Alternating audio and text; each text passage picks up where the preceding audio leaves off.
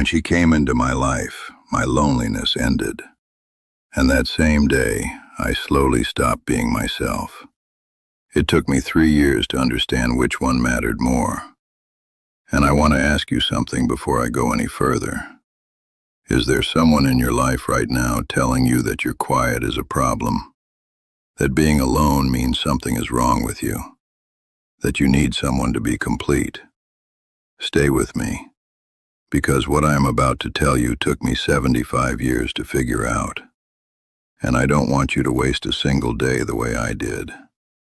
Before I begin, if this is your first time here, this channel is a place for real stories, honest ones, the kind people usually keep to themselves. If that matters to you, subscribe right now. There are more stories coming, and some of them might say exactly what you have been. Now, let me tell you mine. I am 75 years old, and it took me years to finally admit this to myself. When I was 60, I got a girlfriend. Everyone around me said it was wonderful. My son told me I was doing the right thing. My neighbors said it was about time. My friends patted me on the back like I had won something. While I believed them, I thought I had fixed what was missing, but no one saw what was really happening. No one asked. For 3 years, I woke up every morning at 5:30. That is an old habit of mine. And every morning, before I even opened my eyes, I felt something I had never felt before. It wasn't exactly sadness. It was quieter than that. Something that made it hard to get out of bed. I couldn't name it. All I can tell you is this. The morning she left, I walked into my kitchen, made my coffee, sat in my old chair, and for the first time in 3 years, I felt alive. Back then, I didn't understand why. I am not here to tell you relationships are bad. I am not bitter. I am not angry. I am just a 75-year-old man who learned something the hard way, and I would rather tell you now than have you spend your remaining years figuring it out the way I did. But before I tell you what I lost, and I did lose something I am not sure I can fully get back, you need to understand who I was before she walked through that door. Because the man I was at 59, I am still trying to find him. My wife, Carol, passed away in 2007, blood poisoning. From diagnosis to her death, it was 8 weeks. The doctor said it was quick. I suppose they meant that as comfort.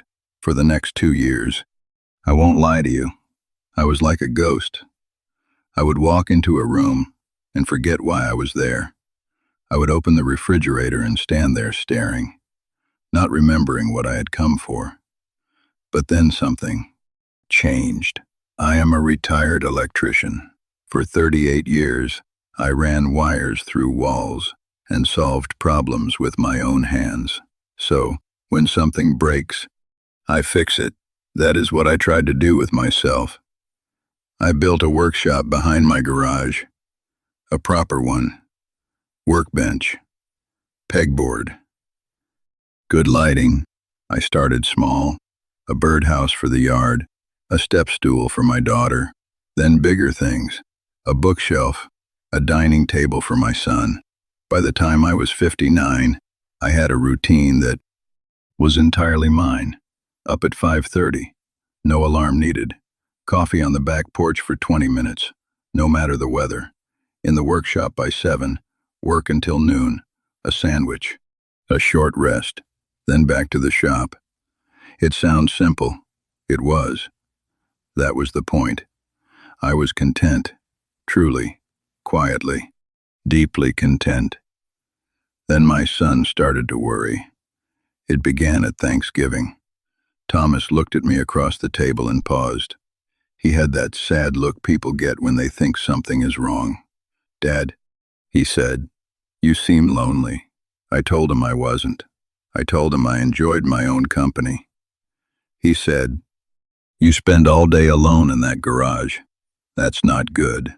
3 weeks later, he called and said he had someone he wanted me to meet, a woman from his work. Her name was Diane, 58, a retired nurse, widowed.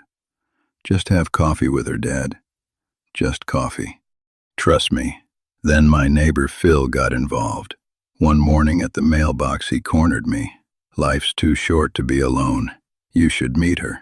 They spoke as if I were suffering, as if those mornings in my workshop were something to escape from. And here is the part I want you to pay attention to. This is where I made my mistake. I started listening. When everyone around you agrees about something, you begin to wonder if maybe you are the one who cannot see the truth. You start doubting your own happiness. It sneaks up on you. The truth is, I was happy, but there was a quiet loneliness inside me that I didn't show anyone.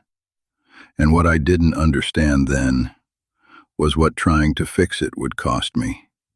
In January, on a Tuesday, I met Diane for coffee. She was warm, easy to talk to. She asked about my woodworking. She laughed at my stories. On the drive home, I felt good. Maybe this is good.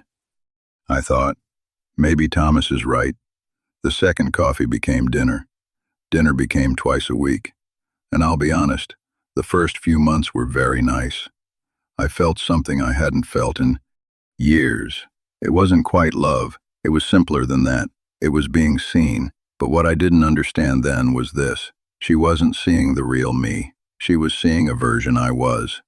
Presenting. The man who shaved every day. The man who made dinner plans. The man who asked about her sister's health. The real me was still in the workshop at 7 inches the morning. And that man was about to meet her. And she wasn't going to like him. The changes came quietly. Diane liked to talk in the mornings. Not just talk. Think out loud. By 8 o'clock, she had told me about her youngest grandchild's school troubles, her neighbor's health, and a story she heard on the radio. I am not a man who speaks before 9 inches the morning. That is not a flaw. That is just who I am. Carol understood that within 6 months. Diane never quite did. For her, silence meant something was wrong. She didn't like my workshop, though she never said so. She was too kind for that. Instead, around 10, she would appear at the door. Just checking on you. Then she would stay. What's that for? Is it safe? How long will that take? They weren't cruel questions, but they broke my focus. They pulled me out of my rhythm. So I started going to the workshop earlier. Then she started coming earlier. Let me tell you something I have never said out loud. I wasn't angry at her. That is what made it so hard. She wasn't a bad person. She wasn't doing anything wrong. She was simply there. And I had built a life that needed solitude the way a body needs air. The breaking point came on a Wednesday morning in March. 3 years in, I woke at 5:30. She was still asleep. I made my coffee and stood at the window looking at the workshop, and I realized I didn't want to go inside, not because I was tired, but because I knew she would wake up in an hour. Whatever I started would be interrupted. So why begin at all? I stood there while my coffee grew cold, and I asked myself, when did I stop wanting to go into my own workshop? I searched my memory. It had been over a year. I had stopped starting big projects, stopped waking up in quiet peace without ever deciding to. I had shrunk my life to fit someone else's presence. That is when I understood what I had lost. It wasn't the mornings. It wasn't the workshop. It wasn't the silence. It was my belief that my way of living was enough. For 3 years I had been told, gently, kindly, that I needed someone, that solitude wasn't enough, that my contentment was just hidden loneliness, and I began to believe it. 2 weeks later, I ended the relationship. It hurt. She asked what she had done wrong. I told her the truth. Nothing. She had done nothing wrong. The mistake was mine. Thomas was disappointed. Phil judged me. But that first morning after she left, I woke at 5:30. There was nowhere to be, no one coming down the hall. I walked straight into my workshop. I put my hands on the workbench, and I stood there until noon. Not because I had something to build, but because I needed to know I still could. Now I want to speak directly to you, because if you have stayed with me this long, something in this story is touching something in yours. So here is what I have learned, the hard way, at 75 years old. The first thing, your contentment is not a problem to be fixed. The people around you mean well. Your children worry because they love you. Your friends speak because they care. But meaning well does not mean they are right. Only you know what your mornings feel like. Only you know whether your solitude is loneliness in disguise or the truest peace you have ever found. Do not let someone else decide that for you. The second thing, when everyone agrees, slow down. When your son, your neighbor, your friends all tell you the same thing at the same time, it feels like truth. But sometimes it is just pressure wearing the costume of concern. The moment you start doubting a happiness you felt clearly and completely. Before anyone spoke, stop. Ask yourself, was I actually unhappy? Or did someone convince me I was? The